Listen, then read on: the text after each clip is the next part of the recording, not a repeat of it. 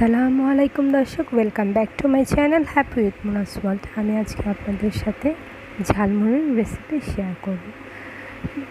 বাইরে আমরা যে ঝালমুড়ি খেয়ে থাকি তার মধ্যে যে মশলাটা ঝালমুড়িওয়ালা মামা ব্যবহার করে থাকে, যেটা অনেকটা চটপটা হয়ে থাকে, সেই মশলাটা আপনাদের সাথে শেয়ার করব।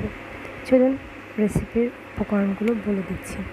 আমি সরিষার তেল আর সয়াবিন তেল হাফ কাপ করে 1 কাপ ব্যবহার করব। এখানে আমার হলুদ, মরিচ, ধনিয়া, জিরা, লবণ, গরম মশলা, গোলমরিচ সবগুলো আছে গুঁড়া। এগুলো সব রেডিমেড প্যাকেটের গুঁড়া মশলা, এগুলো ব্যবহার করব। এবং এখানে যে সকল উপকরণ আপনি দেখছেন সেই উপকরণের একটা মশলা আমি ব্লেন্ড করে নিয়েছি, ওটার মধ্যে আছে। আর এখানে তান্দুরি মশলা রয়েছে। এখন আমি সয়াবিন তেল এবং সরিষার তেল 1 কাপ দিয়ে দিয়েছি, মিলিয়ে হাফ কাপ করে।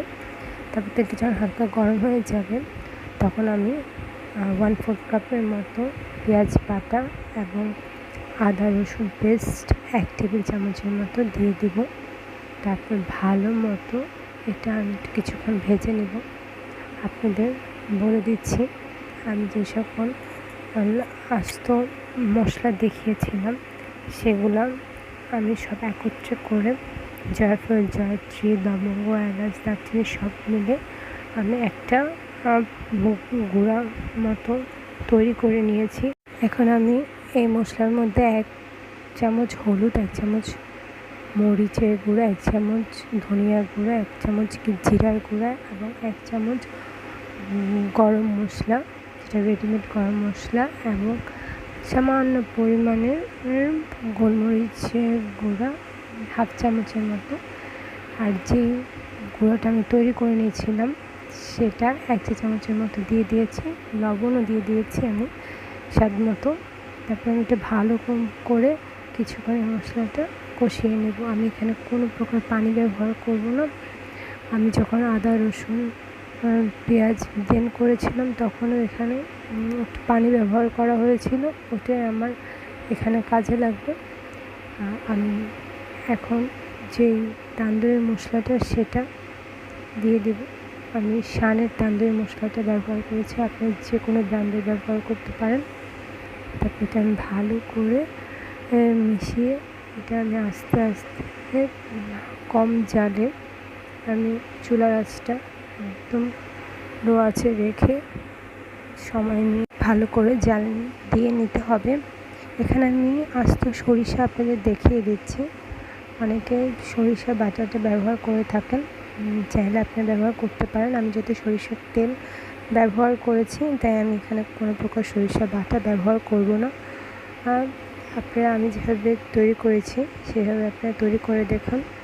উপকরণ বাড়িয়ে কমিয়ে আপনারা দিতে পারেন। তেলের পরিমাণ যদি আরও বাড়িয়ে দেন তাহলে সবগুলো উপকরণ আরও বেশি করে বাড়িয়ে দেবেন। আপনারা এটা তৈরি করে দেখুন, খেতে একদম বাইরে ঝালমুড়ি মামাদের মতো টেস্ট খুবই ভালো হবে। আমি এখানে 1 চা চামচের মতো চটপটি মশলা ব্যবহার করেছি।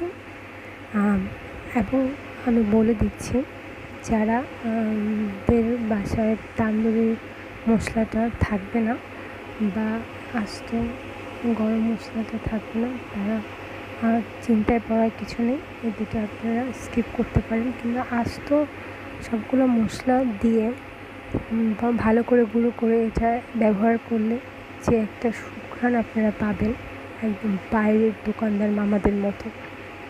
তো চেষ্টা করবেন আস্ত মশলাগুলো ব্যবহার করার গুঁড়ো করে। আর আপনার চটপটির মশলাটা ব্যবহার করলে একটা চটপট একটা ফ্লেভার আসবে, খুব ভালো আসবে, বিট লবণের কোনো প্রয়োজন হবে না। আপনি দেখছেন আমার এটা হয়ে গিয়েছে। আমি একটা বাটির মধ্যে ঢেলে নিয়েছি। এখন আমি এটাকে তৈরি করতে হবে আপনাদের দেখিয়ে দিব মুড়ি চানাচুর দিয়ে। আশা করি আমার রেসিপিগুলো আপনার ভালো লাগবে। আমি এখানে কিছু ডাবলি সিদ্ধ করে নিয়েছি, ধনিয়া পাতা কুচি করে নিয়েছি, ওটা আমার ফ্রোজেন করা ধনিয়া পাতা, টাটকা হলে আরও বেশি ভালো। টমেটো, পেঁয়াজ, লেবু তারপর আমি এখানে চানাচুর নিয়ে নিয়েছি এবং কাঁচামরিচ। এটা ঢাকনাযুক্ত বাটির মতো নিয়ে নিয়েছি, কারণ আমার তো দোকানদার মামাদের মতো ঝালমুড়ি রেডি করার নেই। তাই আমি এখন একটা কাগজ মুড়িয়ে নিয়েছি, যেভাবে দোকানে বিক্রি করে সেরকম একটা কাগজ কোণের মতো পেঁচিয়ে নিয়েছি। আমি এখানে 1 কাপের মতো মুড়ি নিয়ে নিচ্ছি। তারপর আমি চানাচুর নিয়েছি 1/4 কাপ চানাচুর ব্যবহার করেছি। তারপর আর আমি যে সকল উপকরণগুলো কুচি করে রেখেছিলাম সেগুলো আমি এক এক করে সব দিয়ে দিব। এবং আপনাদের যে যেমন ঝাল খেতে পছন্দ করেন কমিয়ে বা বাড়িয়ে আপনি ব্যবহার করতে পারেন। চানাচুর আমি আমার পরিমাণ মতো দিয়েছি, মুড়িও আমার পরিমাণ মতো আপনি দিয়েছি। আপনারা সবগুলো উপকরণ বাড়িয়ে বা কমিয়ে ব্যবহার করতে পারেন। এবং আমি সবগুলো উপকরণ দিয়ে যে মশলাটা তৈরি করেছি সেটা আমি 3-4 চামচের মতো তেল সহ মশলাটা দিয়ে দেব। সাথে আমি যে ডাবলিটা সিদ্ধ করে রেখেছি ওটাও আমি দিয়ে দেব। দিয়ে দেওয়ার পর আমি ভালো করে এটাকে ঝাঁকিয়ে নিব, যেরকম দোকানদার মামারা করে। ধনিয়া পাতাও দিয়ে দিয়েছি। ঢাকনাটা বাটির সাথে লাগিয়ে তারপর আমি এটা ভালো করে ঝাঁকিয়ে নিব। তারপর এটা আপনারা খেয়ে দেখবেন যে কী মজা লাগে, অনেক ভালো লাগবে ইনশাল্লাহ।